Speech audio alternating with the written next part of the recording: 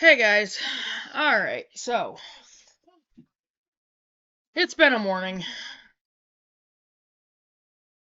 I took a shower earlier and I did find out that Tractor Supply is going to be hiring soon. So I still have to get online and find out if my application is still good. So if it is, I'm just going to let them know. I'm like, hey.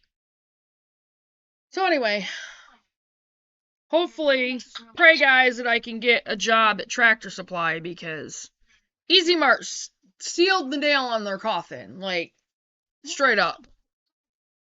They left me hanging last week with only 16 hours. They needed more help and never even bothered to call me to ask me. So, now granted, Saturday I wouldn't have gone in because I felt like crap Saturday.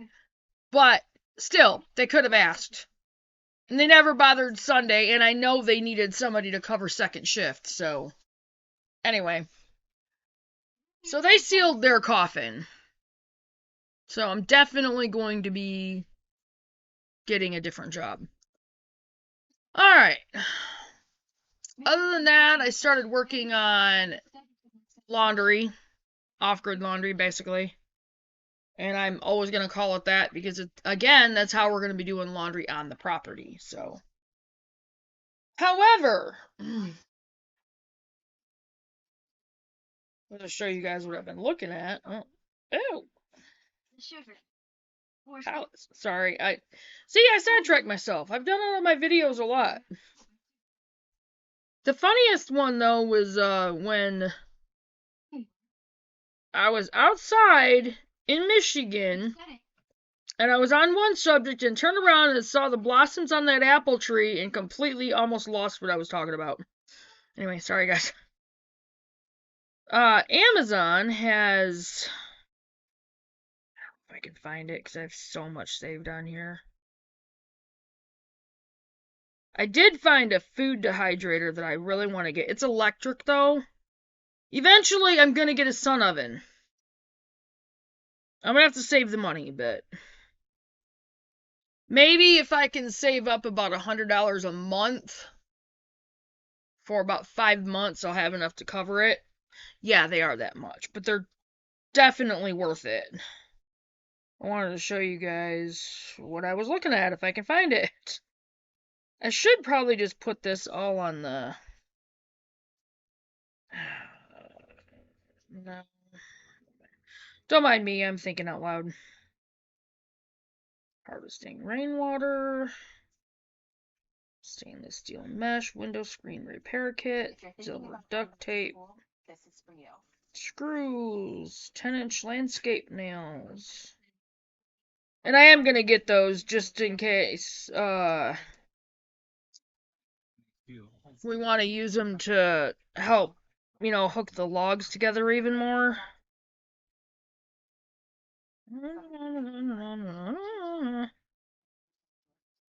Chain link fence ties. Cement tools, masonry, concrete tools, power drill. That one's $40, but I might get the one that's 80 because it's a better kit. I might settle for the one that's $70 though. Deck screws. Two different ones of deck screws, 3-inch, or fabric. Lots of fabric, and I'm going to start sending for a lot of fabric because I want to keep working on these quilts because eventually, you guys, right now the quilt I'm working on is for us because we do need the extra blankets, and it's only going up in the cabin, camper trailer in the cabin, but it doesn't take long to put the blocks together, so I'm just going to start working on the quilts, and eventually I will have quilts to sell. So, but those are going to be a little pricey, you guys, because there's a lot of work that go into those. I mean, for what I end up paying for, I mean, I can get packs of 600 for like 20 some dollars. But I mean, you stop and think about the money that goes into the quilt blocks, because I don't have the extra fabric to use right now. And then, the time put into it, and I'm going to have to buy a bunch more thread, because what I have is not, I mean, it might be enough to do our quilt, but it's not going to be enough to do a bunch of them. So, like, a twin size quilt, the cheapest I would go would be probably $350 for a twin size. I mean, to make a king size? Yeah, I could make a king size. You talking about for your bed or to sell? Honestly, I probably will end up making like a sample of each one. Pay for it. What's up to you? I'll end up making a sample of each one. Twin, full, queen, which will be ours, and king, which will be yours. Okay? But a king size? Stop! The lowest I'll go on a twin is $350. Tell me how much you want me to. A king size? Probably the lowest I would go on a king size would be $750. $750 to $800. Make a payment. Even if I do get this job, it's not going to be much, so I'll make a payment plan with you. Cinnamon, excuse me. Get off the table. Off the table. Nebula! Quit being a dummy. Our dog's stupid. Anyway, I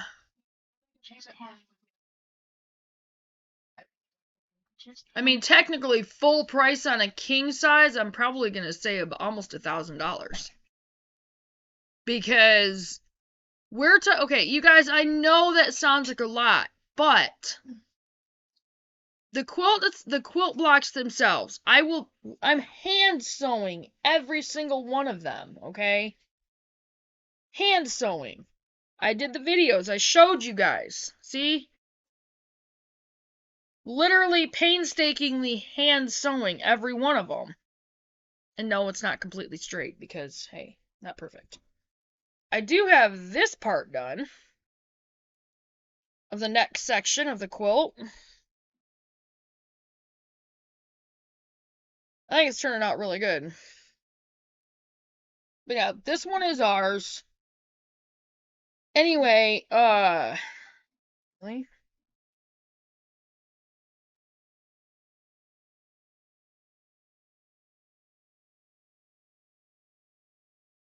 Not only am I hand sewing every single one of the blocks together, okay? Every single one of the sections together, the trim around the quilt, the inside of it, okay? And I'll give you guys an example. I don't even know what the size as far as, I don't know if I would use muslin. Let me see. I know I have... And yeah, I'm going to be buying a lot of fabric. And I have to buy it because I don't have the fabric to use. And I have a lot saved, and I'm going to be buying a lot of fabric. This is actually what I was looking. This is cotton muslin. I'm going to be mad if it goes all the way back to the beginning. It's canvas. So I have more. Thank you. You're welcome. Okay, that's for embroidery. What I'm going to be getting for the middle of the quilt, I thought I had it saved in here, but I can't find it. I don't know if I'm going to use the muslin or not, but I found some 100% cotton, it's not filler, it's not batting, it's just 100% cotton fabric specifically for the middle of a quilt, okay? And I'm going to spend quite a bit of money for that. So you take into account the money spent on the quilt blocks, the thread, the cotton for the middle of the quilt, and then the material for the back of it, okay? You take all that into consideration, I'm probably going to spend over $100 just for the materials to put one together. For a king size, it's probably going to cost me over $200 to put one together. So yeah, a king size is going to be around $1,000. So I think what I'm going to do is look up hand sewn quilts, like king size, twin, full, queen, king size hand sewn quilts on Etsy and see what the prices are and go from there. But see, like here, I can get 600 piece 4x4, and that's what the package of that's the package that I bought. They're 4x4. I think the ones that I cut are 3x3. These ones are 4x4. Okay. Made in China. Anyway.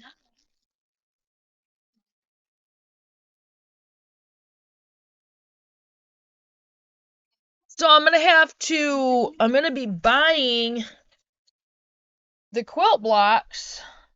Yes, Miss B. To put other quilts together besides just that. So, and I mean the 600 piece, that's $24, $23.99. No, okay, well that's even better. 1,200 pieces, 4x4, that's $36. I might even just get that. That's a lot. Now see, that would help a lot with the quilt.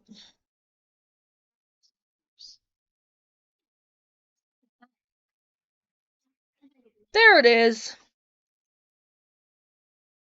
Plantional natural cotton batting for quilts. $13.99. It's normally $15.99. But this is for a 47 by 59 inch. It goes up to 79 by 91, which is $23.99. So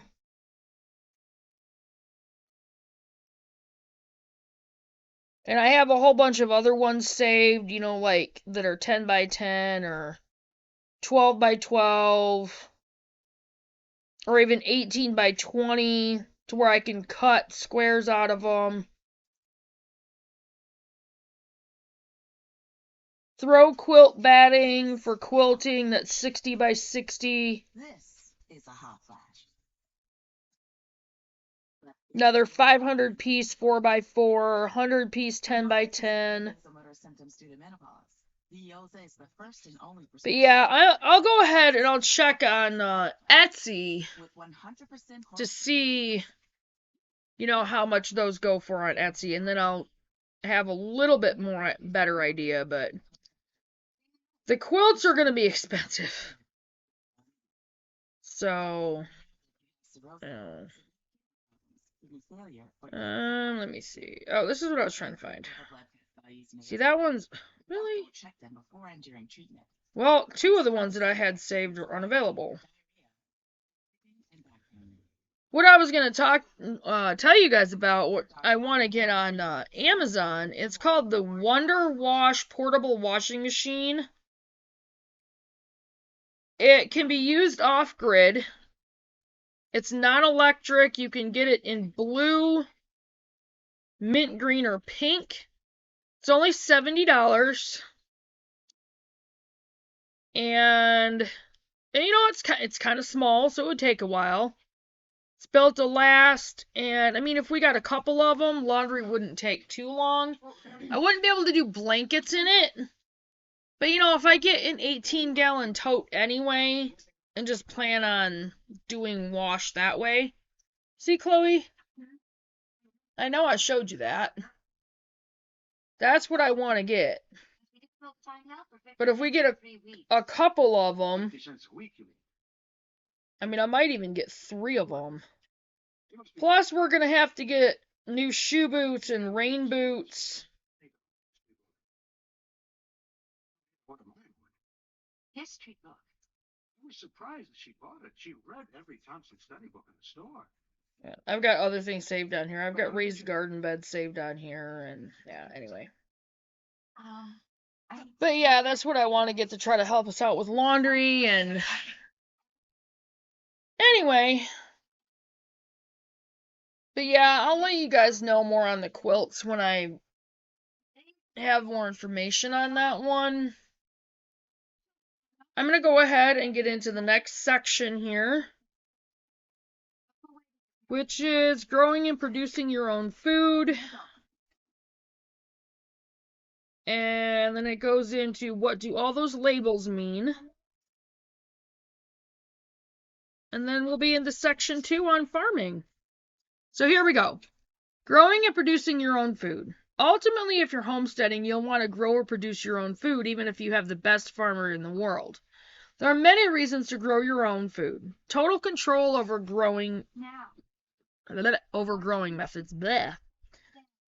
Financial savings, the inherent joy of growing things, but be aware, it's nearly impossible to grow all of your own food. Not really. I tend to disagree.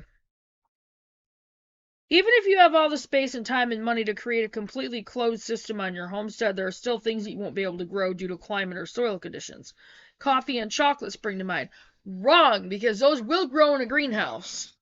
And I do plan on getting some coffee trees, which I'm going to have to get those pretty soon. I'll probably get it from Amazon. I might check Etsy. Some live coffee trees and a couple of live cacao trees. I'll put them in our greenhouse. So yes, you can grow them here. And they say it won't be worth growing. That's not true. Where's Mary? That's okay. Since the beginning of agriculture, farmers have specialized out of necessity. Goat herders were too busy herding goats to grow grain, while grain growers were too busy growing grain to herd goats. But that doesn't mean you shouldn't grow anything. Even apartment dwellers can fill a windowsill with a little potted herb garden. There are many reasons to grow your own food, and flavor is at the top of the list. Absolutely. Just because you live in an apartment, that doesn't mean you can't grow some of your own food. City dwellers can rent rooftop space, participate in community gardens, etc. Growing things will save you money and connect you to your food in a real way. You'll also increase the quality of your food in general. Using fresh herbs in your cooking is a revelation. Oh, yes, it is, because I've started doing that with just the ones that we've got now. And I was doing that in Michigan. You'll also increase the quality of your food in general. Using fresh herbs in your cooking is a revelation. Pulling radishes out of your garden is an epiphany. Making sauce with your own homegrown tomatoes is an ecstatic experience. Oh, yes, it is, because I've done that in Michigan. Grow food. Oh, and knowing that you can grow your own food instills in you a confidence that is unmatched. Yes, it does. Grow food. Grow as much or as little as you can. Growing food is a cornerstone of homesteading. Even if you don't have a windowsill to put some pots on, you can sprout grains and beans in your kitchen. If you have a patio, plant a container garden. Use what you have to do what you can. You can and should produce as much food as possible. You can grow veggies nearly anywhere, but don't discount other options. Look into meat, honey, eggs, and milk production. It may be a step too far for you raising animals to slaughter and butcher at home, but you can always get a couple of chickens to produce eggs, bees to make honey, or goats to milk. All of those things are incredible calorie producers, which means you'll get a lot of energy out of the food produced by those animals. While you're at it, don't discount raising animals for meat. There is a definite ethical and moral consideration at play, and it could be argued that everyone should know what it's like to slaughter and butcher their own meat. Well, we're definitely going to be raising some animals for meat, so it provides a person with a perspective on exactly what goes into putting meat on her plate. Again, even if you don't have the space, there are options, such as backyard chicken coops and rabbit hutches. A lot of animals can be raised in a space just slightly bigger than a small bedroom. I even read a blog post on how you can raise dozens of edible snails in a plastic bin you can keep in a closet. Okay, I draw the line there. No. Just no. One of the unusual things, other than the snails, you might want to consider is mushrooms. Not those kind of mushrooms, guys. Mushrooms can be grown in small spaces, have tons and tons of nutritional value, and so much more. Oyster mushrooms, much like snails, can be grown inside plastic bins, which are stackable. You should think of these concepts in a completely different way. Yeasts can be grown in sourdough starter. Bacteria can be grown in kombucha starters, also known as a SCOBY, symbiotic colony of bacteria and yeast. You know what? I'm going to actually underline that because I forgot that's what that meant. Laura, would you take this water in and watch Carrie? I've got to go find Mary. And in sauerkraut. Essentially, this entire action, the act of growing and producing the food you need, is an action of marshaling the life that is around you in a symbiotic relationship that provides nutrition for you and your family, while encouraging you to experiment and explore that relationship. All of these items, from the macro, chickens and veggies and mushrooms, to the micro, bacteria, yeasts, and more, are acts of exploration and discovery. And only by exploring and exploiting that can a homesteader truly achieve self-sufficiency. Organic, okay, what do all these labels mean? Organic, local, GMO, cage-free, natural, these labels can be confusing until you know what they mean. Okay, you know what? I think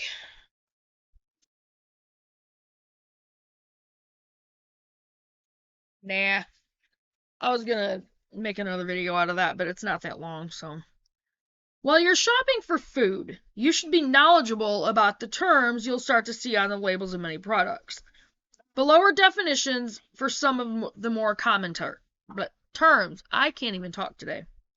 Organic. Organic usually refers to a holistic growing system that attempts to create a system of food production that is sustainable. Organic does not mean chemical, and it does not mean no pesticides. Organic farmers use pesticides, many of which are derived from plants and processes considered safe and minimally damaging to the environment. Organic certification is provided by many different organizations with a fairly diverse set of standards, which means the standard used by the United States Department of Agriculture might not be the same as the California Certified Organic Farmer Standards. So if organic certification is important to you, you'll have to learn what that means. You can't get any more organic than by growing it yourself. GMO, or genetically modified organisms. Disgusting. These refer to the process of genetically modifying a living thing, mostly a plant, by using a laboratory process that transfers a sequence of DNA from one living thing to another. The process is controversial, as many opponents point out the consequences of such actions can be unforeseen. Proponents of GMOs state the modifications aren't any more harmful than any other agricultural practices. Most GMOs are not currently labeled, so you'll have to look for non-GMO labeling if it's important to you. GMOs are horrible. They're full of chemicals. No. Always look for non-GMO. Be aware, however, that some companies don't advertise their GMO status one way or the other. Local food doesn't have an agreed upon meaning. Some places consider local food to be within a city, county boundary, while others set a mileage radius from a specific location. Some farmers markets state that local is as far as a truck can drive in a single 24-hour period, which can mean more than 700 miles, which means that for a New York City farmers market, local food can come from as far away as Kentucky. Natural. According to the Food and Drug Administration, the term natural on food has no definition. And if you find something that says natural flavors, that's still chemicals, and it's still bad for you. In America, however, the term is used primarily for foods that don't contain synthetic additives or artificial coloring. But ultimately, the term does not indicate much about the origin of the food, how it's made, or what it's made of. Cage-free. Another term without distinction in the United States Department of Agriculture. However, it is defined by the American Humane Association and covers a list of requirements, including ventilation and space. The space required by the American Humane Association is 1.5 square feet, about the size of 2 sheets of notebook paper, which is horrifying. So, technically, to be humane and healthy, your chickens need about 4 square foot a piece in the coop itself per chicken. So, and that was the end of section 1 and chapter 4. So I'm gonna go ahead and get off from here, and I'm gonna get this uploaded, and I will see you guys in a little bit. Bye, guys.